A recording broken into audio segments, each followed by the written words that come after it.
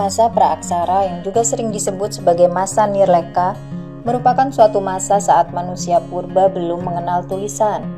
Seluruh dunia memiliki masa praaksara yang berbeda-beda antara satu tempat dengan tempat yang lainnya.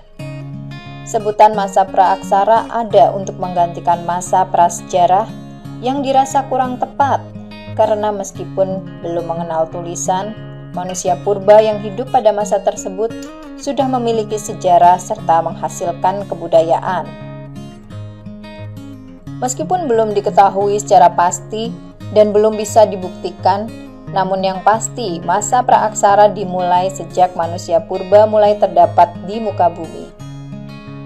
Pada zaman Neozoikum atau Kainozoikum yang terjadi kurang lebih 65 juta tahun yang lalu, bumi sudah mulai stabil sehingga kehidupan semakin berkembang.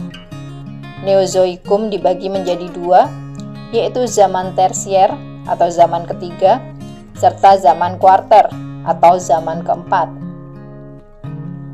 Pada zaman tersier, binatang besar mulai berkurang, tergantikan oleh jenis-jenis binatang menyusui, misalnya kera dan monyet. Sementara itu, pada zaman kuarter, mulai muncul tanda-tanda adanya kehidupan manusia purba. Zaman kuarter sendiri terbagi ke dalam dua masa, yakni masa Pleistosen yang merupakan awal kehidupan manusia dan seringkali disebut sebagai zaman es, serta masa Halosen yang merupakan awal kemunculan Homo sapiens yang diyakini sebagai nenek moyang dari masa modern. Melihat masa zaman es yang pastinya begitu sulit dilewati tanpa cara hidup yang menyesuaikan, pastilah manusia purba yang hidup di masa praaksara memiliki cara hidup tersendiri.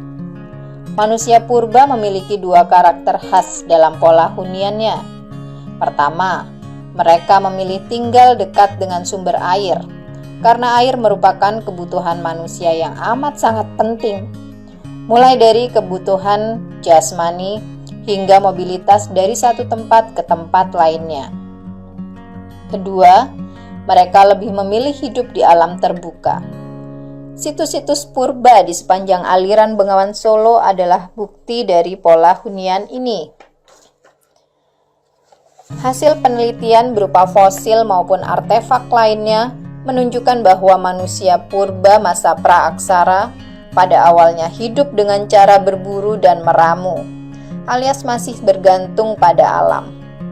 Karena itu, mereka juga hidup berpindah-pindah seiring dengan ketersediaan makanan. Masa ini disebut pula dengan masa food gathering.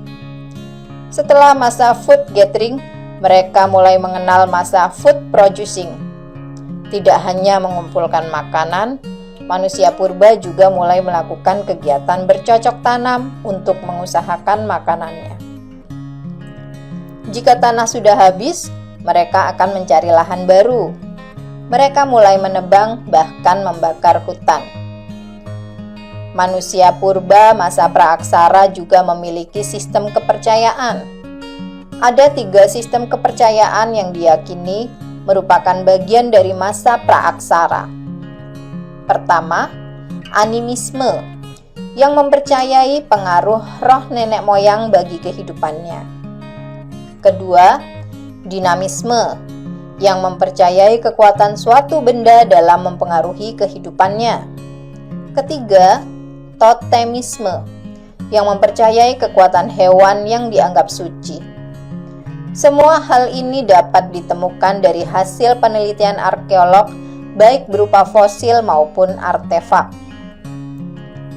Ada 3 jenis manusia purba yang fosilnya ditemukan di Indonesia, yaitu yang pertama, Meganthropus palaeojavanicus. Manusia purba paling tua di Jawa ini memiliki tubuh besar dan kekar, rahangnya besar, tulangnya tebal, dan keningnya menonjol. Meganthropus palaeojavanicus hidup kira-kira 2 juta tahun sebelum Masehi. Fosilnya ditemukan dan diteliti oleh Dr. G.H.R. von Koenigswald pada 1936 dan 1941 di Sangiran, Solo. Yang kedua, Pithecanthropus erectus. Dari namanya, manusia purba satu ini merupakan manusia kera yang berjalan tegak. Tingginya sekitar 165 sampai 180 cm, sama dengan manusia zaman sekarang. Fosilnya ditemukan oleh Eugene Du Bois di Trinil dekat Bengawan Solo. Yang ketiga, Homo. Manusia purba ini lebih sempurna dibandingkan dengan kedua pendahulunya. Ada 3 jenis Homo di Indonesia, yaitu Homo soloensis, Homo wajakensis, dan Homo sapiens. Homo soloensis. Seperti kedua pendahulunya, Homo soloensis juga berasal dari Solo. Fosilnya ditemukan oleh Insinyur Openoth di Ngandong. Tinggi badannya yaitu 180 cm dan tengkoraknya lebih besar daripada Pithecanthropus erectus. Homo soloensis dapat berjalan tegak. Homo wajakensis ditemukan oleh Van Rietschoten pada 1889 di Wajak, Jawa Timur.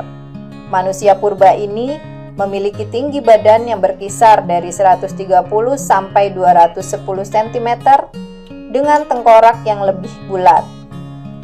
Mereka juga dapat berjalan tegak serta memiliki keahlian untuk membuat peralatan dari batu, kayu, dan tulang belulang. Homo sapiens. Manusia purba generasi terakhir ini memiliki ciri-ciri fisik yang menyerupai manusia modern masa sekarang.